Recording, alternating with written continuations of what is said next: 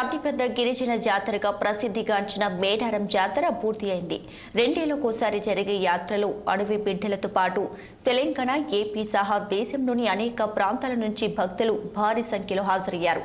వనాలను వీడి జనాల మధ్యకు వచ్చే సమ్మక్క సారలమ్మని దర్శించుకుని తమ మొక్కులను చెల్లించుకుంటారు. మేడారం ఉత్సవాల యొక్క హుండీ ఆదాయాలను ఆలయ అధికారులు లెక్కించారు. 3వ రోజుకి 3,46 లక్షల రూపాయల ఆదాయం వచ్చినట్లు అధికారులు చెప్పారు. అయితే ఇప్పటి వరకు 317 హుండీలు లెక్కించగా 9,60 లక్షల రూపాయల ఆదాయం వచ్చినట్లు ఈవో రాజేంద్రం చెప్పారు.